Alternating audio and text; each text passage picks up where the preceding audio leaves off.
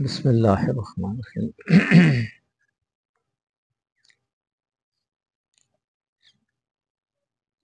حدیث قدسی ہے کہ اللہ تعالیٰ فرماتے ہیں کہ میں چھپا ہوا خزانہ تھا، میں نے چاہا کہ پہچانا جاؤں تو میں نے بڑی محبت کے ساتھ اس کائنات کو تخلیق فرمایا۔ اللہ پاک کے ذہن میں جو سکیچ تھا، جو خاکہ تھا، جب اللہ تعالیٰ نے فرمایا کن، تو اس میں حرکت پیدا ہوگی۔ یعنی کن کا مطلب ہے ہو جا، یعنی حرکت میں آ جا۔ تو یہ ہو جا جو ہے اس وقت سے چل رہی ہے، ہو رہی ہے، اور ایک کائنات جو ہے تخلیق پا رہی ہے، اور کائنات کے اندر یہ جتنے عالمین بن گئے، عالمین کے اندر نوعیں پیدا ہو گئی، نوع کے افراد پیدا ہو گئے، اور بے شمار زمینیں پیدا ہو گئی۔ جیسے ہماری ایک زمین ہے، اس طرح ایک زمین نہیں ہے، بلکہ لاکھوں کی تعداد میں زمینیں ہیں جو وجود میں آ گئیں، اور ہر زمین کے اوپر جو ہے وہ اسی طرح زندگی کا جو سلسلہ ہے وہ رواں دواں ہے۔ اللہ تعالیٰ نے جب عالمین پیدا کیے تو تمام روحیں عالم ارواح میں، تو عالم ارواح میں اللہ تعالیٰ نے سب روحوں سے اپنا تعارف کرایا، فرمایا الست بربکم، کیا میں تمہارا رب نہیں ہوں؟ تو تمام روحوں نے دیکھا اور اقرار کیا کہ قالوا بلا، کہ آپ ہمارے رب ہیں۔ جب ہم اپنے اوپر غور کرتے ہیں، اس کائنات کے اوپر غور کرتے ہیں، تو ہم دیکھتے ہیں کہ اصل جو چیز ہے وہ ہماری روح ہے۔ اللہ تعالیٰ فرماتے ہیں کہ انسان ناقابل تذکرہ شے تھا، اس کے اندر میں نے اپنا نور بھر دیا۔ پھر اللہ تعالیٰ فرماتے ہیں میں نے اپنی رگ جان میں سے قصہ نکال کے انسان کے اندر ڈال دیا۔ تو جتنا بھی سسٹم چل رہا ہے ہمارا، یعنی اگر ہم انسان کی بات کرتے ہیں تو انسان کے اندر 20,000 سسٹم کام کرتے ہیں، جو کہ سارے کے سارے روح کے مرہون ملت ہیں۔ ان سارے سسٹمز کو انسان جو دیکھتا ہے وہ روح ہے، روح چلا رہی ہے، اور روح جو ہے اللہ کا نور ہے، اور یہ نور جو ہے اس باڈی کے اندر دورہ کرتا رہتا ہے۔ یہ جو جسم ہے ہمارا، یہ روح کا لباس ہے، اس کے اندر تب تک تقاضے پیدا ہوتے رہتے ہیں جب تک روح اس کے اندر ہے۔ جب روح اس جسم سے، اس باڈی سے اپنا رشتہ منقطع کر لیتی ہے تو پھر یہ ڈیڈ باڈی ہو جاتی ہے، مردہ ہو جاتا ہے۔ اس کے اندر کسی قسم کی کوئی موومنٹ نہیں پیدا ہوتی، نہ کوئی انسان کو سوچ آتی ہے، نہ انسان کھانا کھا سکتا ہے، نہ پانی پی سکتا ہے، نہ سانس لے سکتا ہے، نہ اپنے ہاتھ کو ہلا سکتا ہے، نہ آنکھ جھپکا سکتا ہے۔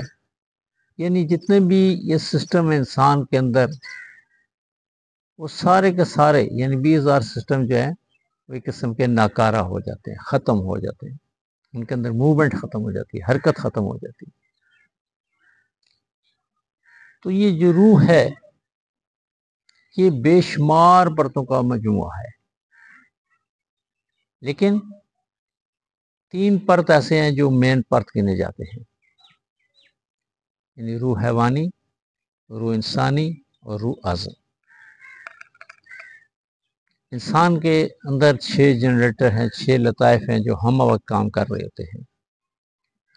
3 لطائف بیداری کے اندر کام کرتے ہیں، 3 جو جنریٹرز ہیں وہ نیند کی حالت یعنی لاشعور کی کیفیت میں اپنا کام سر انجام دیتے ہیں، لیکن ان کی موومنٹ ہر وقت چلتی رہتی ہے۔ ان جنریٹرز کی، ان کے لطائف کی جو حرکت ہے، اس کی ان کی جو موومنٹ ہے، ان کی جو کارکردگی ہے وہ بند نہیں ہوتی، وہ ہم وقت چلتی رہتی ہے۔ کبھی انسان شعور سے لاشعور کے اندر چلا جاتا ہے، کبھی لاشعور سے شعور کے اندر آ جاتا ہے۔ یہ ایک سسٹم ہے جو چلتا رہتا ہے۔ اب جب انسان سوتا ہے تو ایک دم سے نیند کی حالت میں نہیں جاتا، کیونکہ پہلے انسان کو اونگ آتی ہے، پھر غنود ہوتا ہے، غنودگی آتی ہے، پھر ورود ہوتا ہے، پھر گہری نیند میں انسان چلا جاتا ہے۔ لیکن یہ روح جو ہے یہ کام کر رہی ہوتی ہے، چاہے بیداری ہے چاہے نیند ہے، کوئی بھی عالم میں انسان ہو، عالم بیداری ہے، عالم نیند ہے، لاشعوری حواس ہیں، شعوری حواس ہیں، یہ روح کا کام جاری رہتا ہے۔ یہ روح جو ہے یہ ہمہ وقت اپنی کارکردگی کرتی رہتی ہے، اور اسی سے سارا یہ پورا سسٹم جو چلتا رہتا ہے۔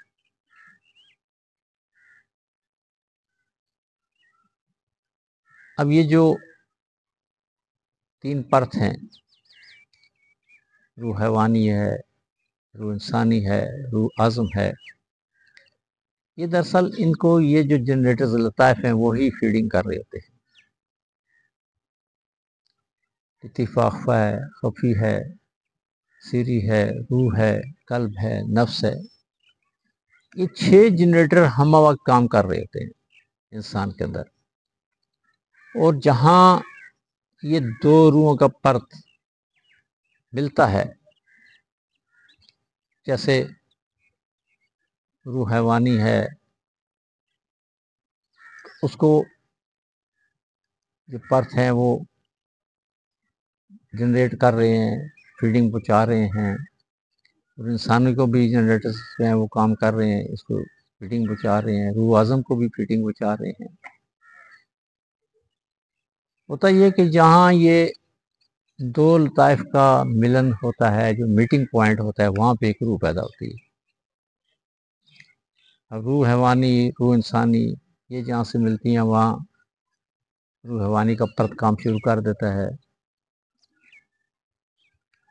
جہاں لطیفہ سر روح یہ 2 جنریٹر کام کرتے ہیں وہاں روح انسانی کام کرتی ہے،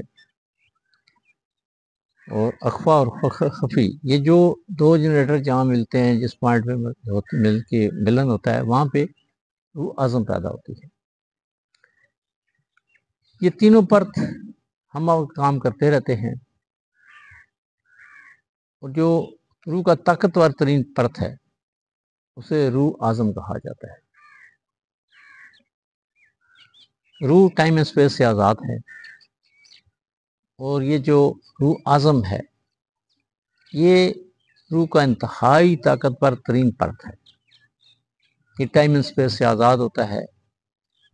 جو بندے اپنا روح کا عرفان حاصل کرتے ہیں وہ پھر ان لطائف سے واقفیت حاصل کرتے ہیں، ان روحوں سے واقفیت حاصل کرتے ہیں، ان پرتوں سے واقفیت حاصل کرتے ہیں، اور ان کی کارکردگی انسان کے سامنے آ جاتی ہے۔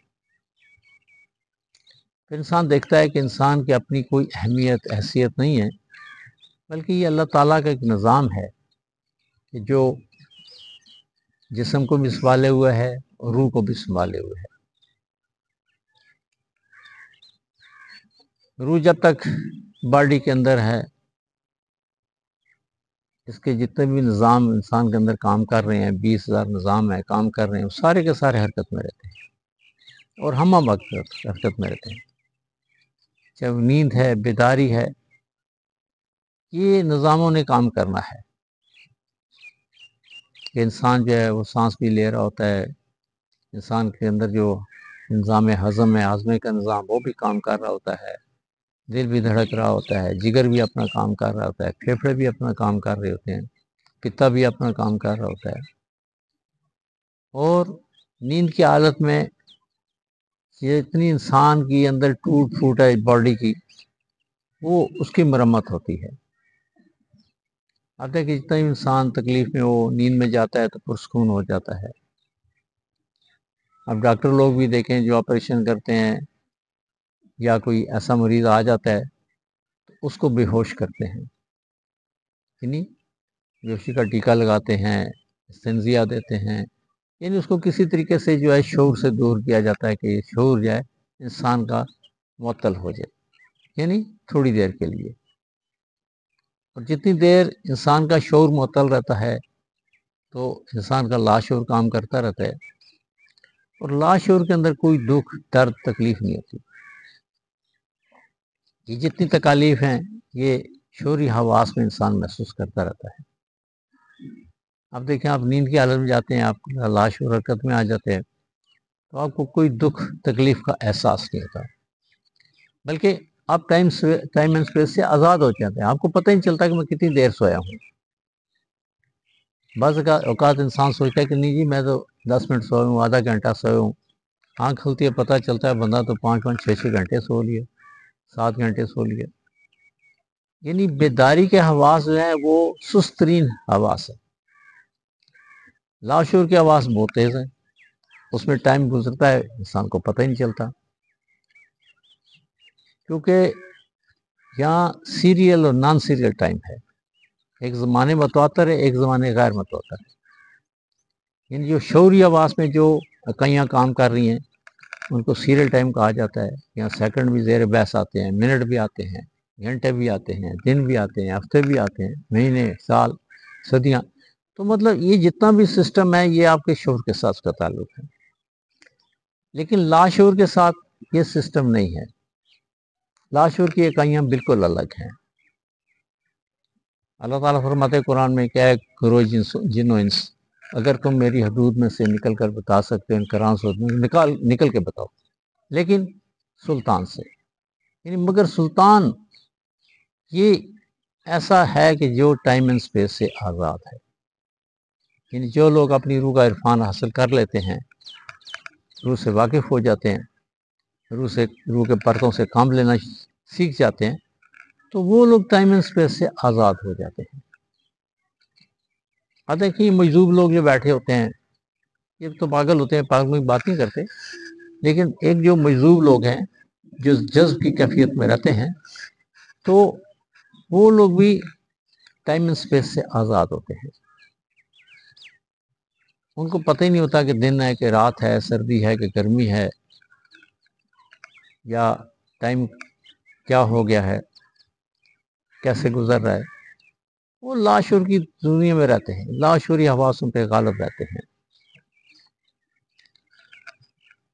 اور یہ انسان کا جو سسٹم اللہ کے ساتھ چلتا ہے وہ سارا روح کے ساتھ چلتا ہے.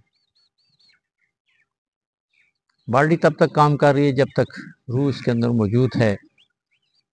انسان رکوع بھی کرتا ہے، سجدہ بھی کرتا ہے، پڑھتا بھی ہے، ذکر بھی کرتا ہے، سب کچھ کرتا ہے، لیکن تب تک جب تک روح انسان کے اس باڈی کے اندر موجود ہے.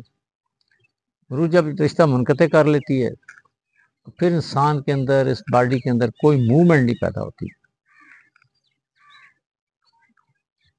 اب جب انسان مرتا ہے تو جتنا بھی زور لگائیں، اس کے منہ میں پانی ڈالیں، اس کے منہ کے اندر پانی نہیں جائے گا. آکسیجن لگائیں، کوئی آکسیجن اس کے جسم کے اندر نہیں جائے گی. اور جتنا اس کو ہلا جلائیں کوئی اس کے اندر موومنٹ پیدا نہیں ہوتی. تو اصل جو چیز ہے وہ روح ہے، اصل انسان روح ہے. روح جو ہے وہ ٹائم اینڈ اسپیس سے آزاد ہے، اس کا تعلق اللہ کی ذات سے ہے.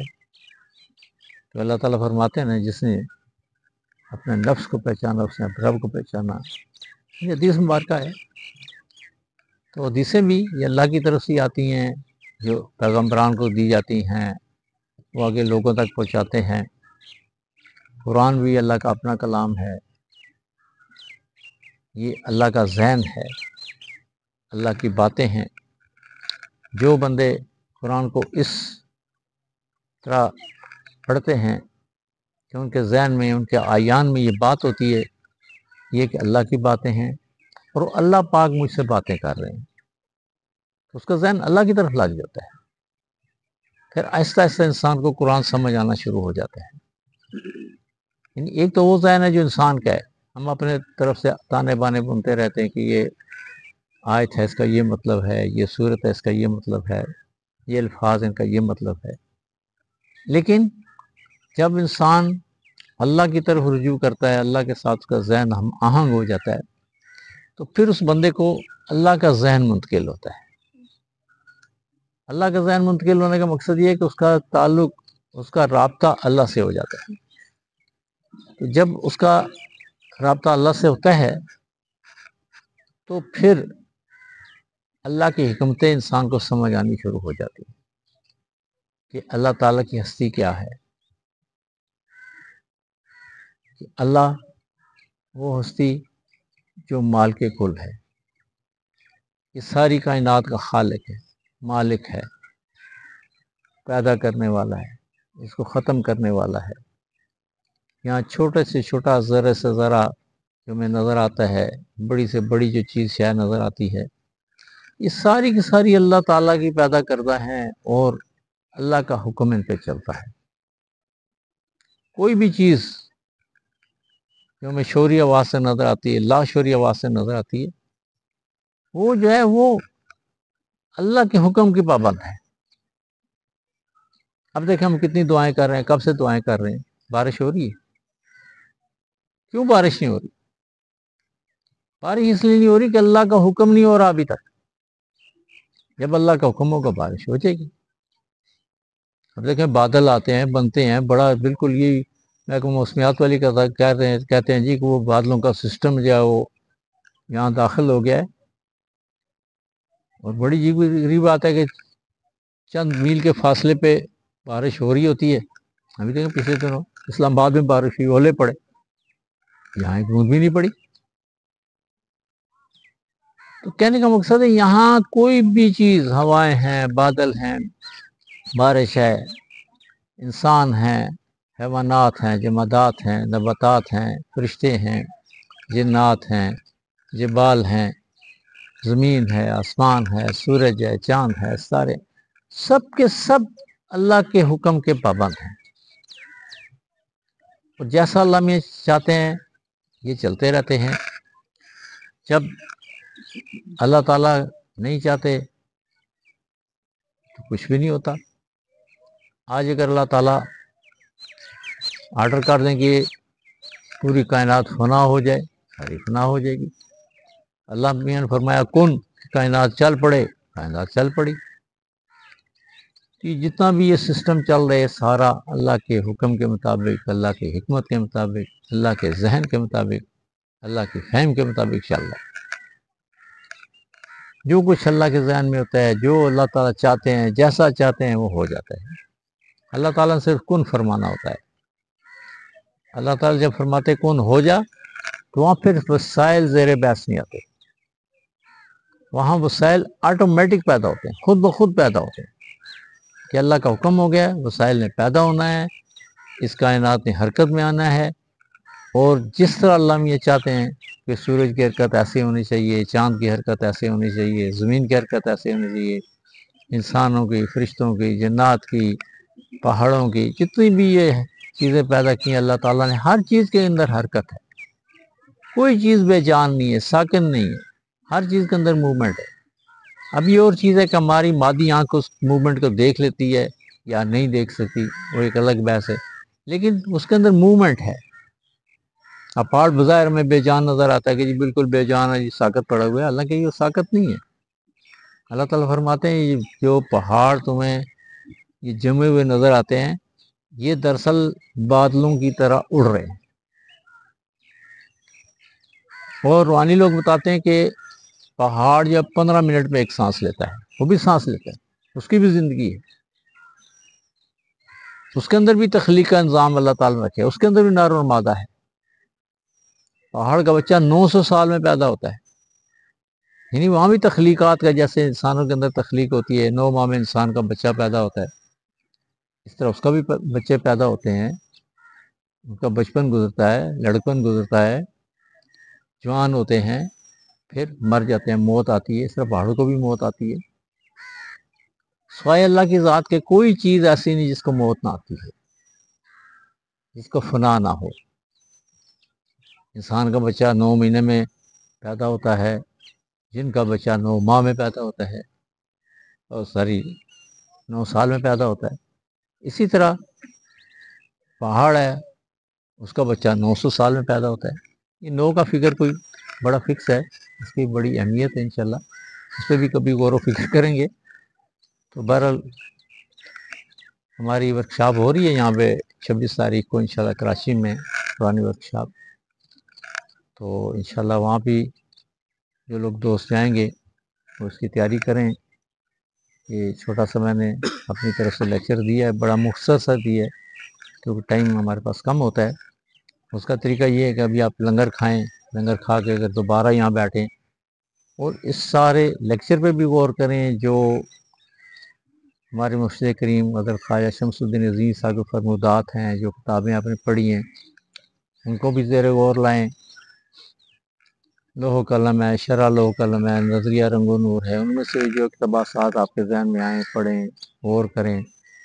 یہ سارا کچھ جو ہے یہ اسی روحانی علوم پہ محیط ہے، روحانی علم ہے یہ۔